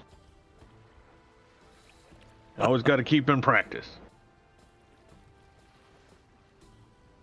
You practice jumping over bar. Well, I guess I could see the advantages in that. That wasn't a part of my daily training, you understand. Normally just stretches and then swinging a sword.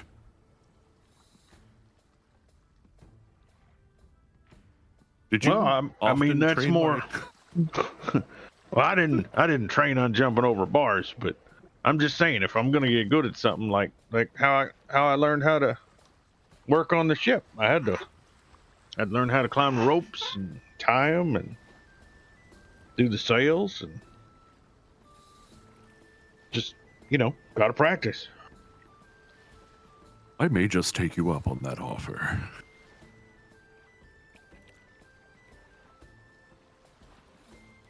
From next to you, Rack, there's a from Govin. Clearly, his cheeks are like rosy red. His eyes are kind of half shut, and he seems to sort of sway along with the ship. Rick claps him Yeah, on exactly. the shoulder. You all right? There's like the creaking noise. Go ahead and roll a strength check for me, Rack. Strength check? Yup. Oh God. And Push him over. We're gonna call. I'll go ahead and call this an involuntary strength check. What? Does it have to do with pushing or pulling? Well, I mean, he's on a rocking ship and he's already kind of like inebriated, so you might have knocked him to the ground. No, it's just a strength check. Okay. All right. So I get advantage on pushing and pulling. Oh shit. Oh, that 20 was so close. I was about to lose it. Yeah. I was like, oh god, there it is. Oh, the one good roll. He knocks him, like the strength is so much that he knocks him through the thing and puts a hole in the boat.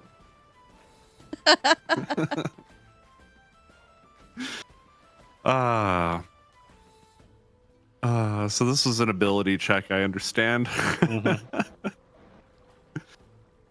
You kind of give him a nice little thud on the side of his arm, and he kind of sways over one direction. And as he does, you hear him once again. And he like looks at you and he pats you on the shoulder. He kind of has this dorky, kind of like cross-eyed look.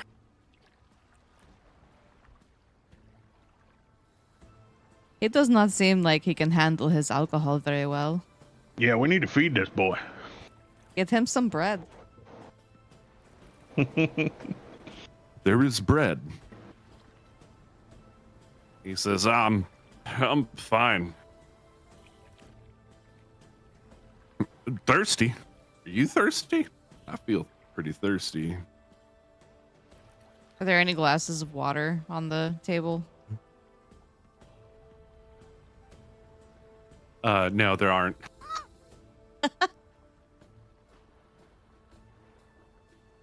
He kind of stands up from his seat and he starts walking over toward the bar where the tankards are.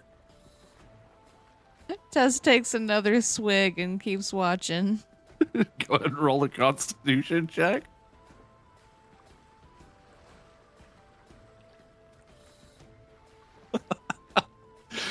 Oh, this is a fun game.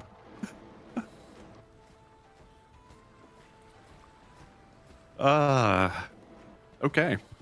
What were we at? Oh, right. Okay. Yeah, you're cool.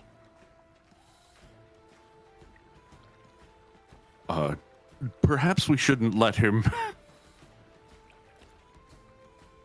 He kind of like tries to step over around the bar stool, if you catch my drift here, and kind of and you're like watching as tragedy is about to happen. Govin, perhaps you should not. He scoops up all the drinks. And at this point, Tyrid comes downstairs with a... Oh. Shy actually sent her upstairs. Good job. Tyrid comes down the stairs with several plates of food in her arms. And I'm going to do these publicly because it's more fun that way. Okay, so this is a dexterity check Oh, for... no. Govan.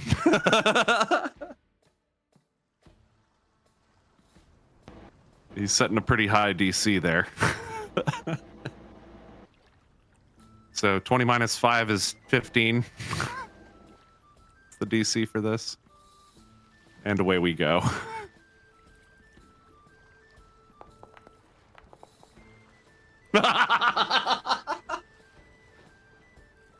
The fucking dice tonight are just like, yeah, no. Whatever you're doing, it doesn't work. Just like all day. We're sending this session, and for the month, we are gonna send all the dice to dice jail. I think this is the comeuppance from our first session of the year, having like multiple nat 20s, and now we're paying for it. Well,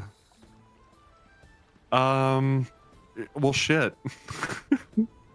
So, Tyrion kind of seeing Bagram, she smiles, and Bagram turns around with all the beer, or all the drinks, tankards. We're actually gonna have him roll another saving throw here. About what I actually know that's. Ian Fear, you better watch out. I think expected. you're about to get splashed. So Tyrion and Govan collide, and over go the plates of food all over the floor, splatter, splatter, splatter, just everywhere. It's disgusting sounding, and it's disgusting looking, frankly. You should be ashamed. But No, the food. No, the precious food. that is a sad. Govan, go to your room. You are drunk. That might have been worse than the jump off the cliff. No, I take that back. Jump off the cliff was way worse. I mean, at least it's not worse than the pocket burger. You look up, and somehow, miraculously, Govan has saved all of the tankards and is heading toward the table now.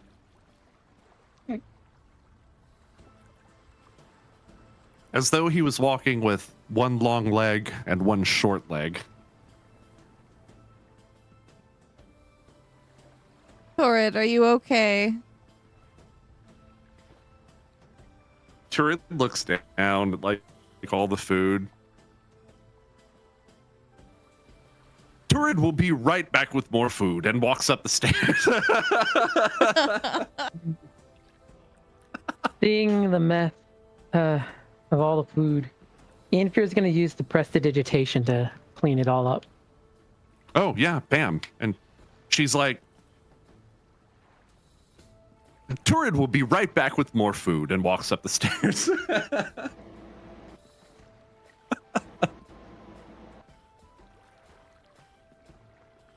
Rek, you have incoming. There is a Govan who is stumbling toward you with several tankards of stout. Okay. Here,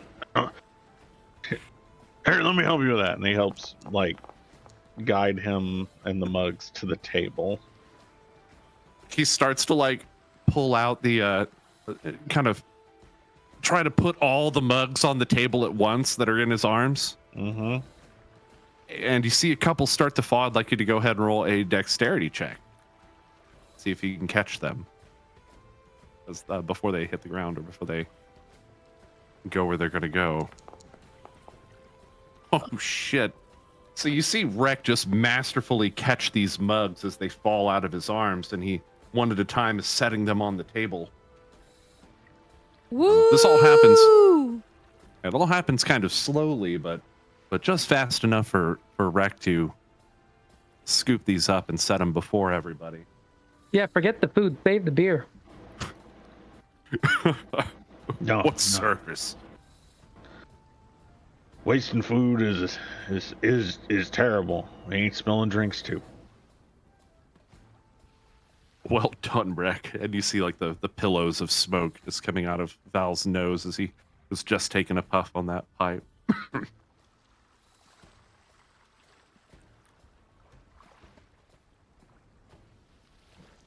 Tess is gonna take another drink mournfully, thinking about all of the wasted food that hit the floor. Constitution check, please.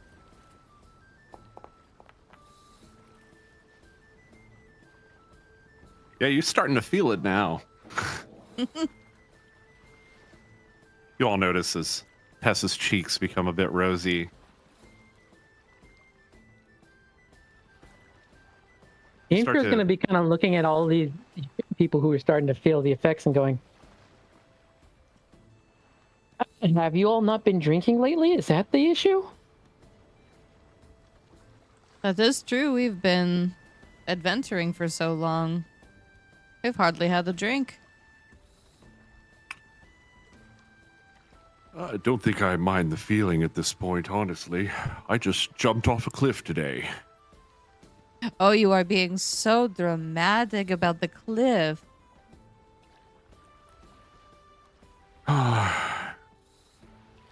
It was pretty scary.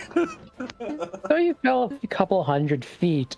Everything was fine. Nobody died. We survived thanks to Ian Fear. Woo, Ian Fear! And Tess is gonna take another swig. I would just like to clarify that it was way more than a couple hundred feet. Oh, I know. I don't really want to do the math right now, but it took y'all about 50 some seconds to get to the ground, falling 60 feet per second. So I'll let you do the math there.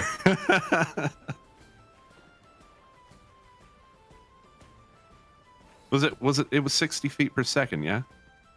I feel like it was 60. Well, anyway, it doesn't matter. It was 60 feet per second. I'm the fucking DM. There we go. Val's still being dramatic. Yeah, Val is being pretty dramatic. It's apparent that this had some kind of an impact on him, right? But I've heard there are people who do stunts like that and, you know, they do it for the fun, the experience. Finally, Govin goes to sit down, completely misses the chair, and lands with a giant thud right on his butt. Right next to you, Rek. Now, see here, you're just getting sloppy there. And I'll hoist him up and set him on the chair. As soon as you set him on the chair, he like kind of goes face first into the table, and you hear.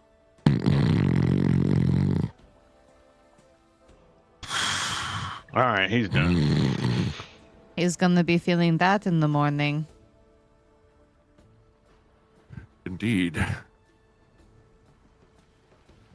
And on that note, when did he become such a lightweight?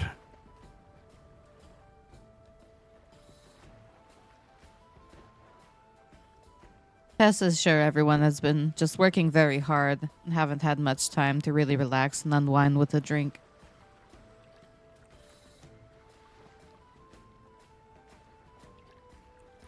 Indeed. And as soon as he says that, Turid comes marching up the stairs again. I am so bad at navigating my own maps.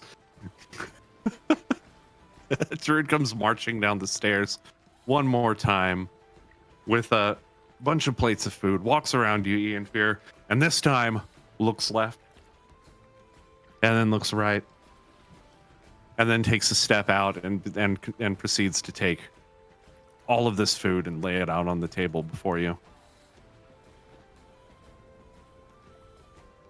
And then proceeds to just kind of dive over the bar once again, just like easily, right? Like a ninja. She is really graceful about that. Tess remarks before she starts digging into the food.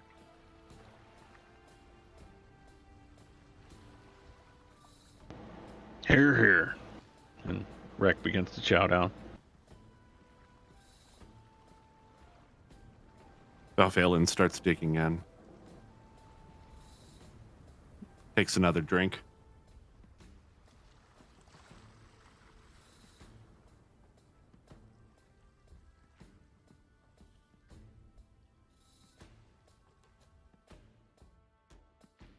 I might be able to climb the crow's nest, you know.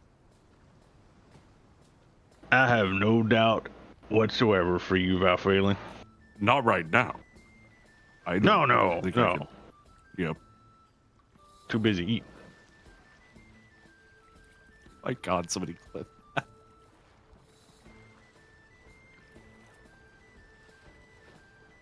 I think we're gonna go ahead and cut it right here. I know we're a little bit early tonight, but this has been the closing to. Oh, you can go ahead and cut to the going offline. I think. What's up? Okay, cool. Yeah. So this has been the closing to the arc. Let me get some more appropriate music going for this outro, huh? What do I have? Yeah, perfect.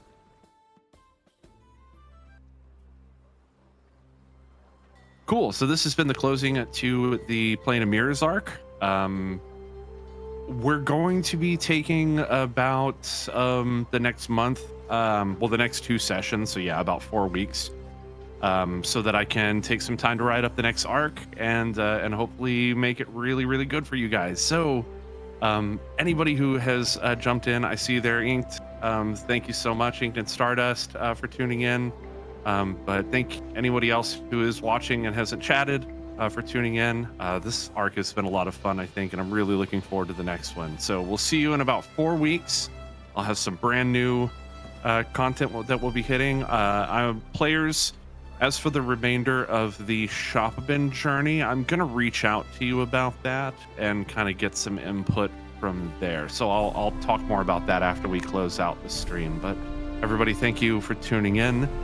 As always, I am your most gracious DM, VGpunx, and I am signing off. Keep a song in your heart. Bye.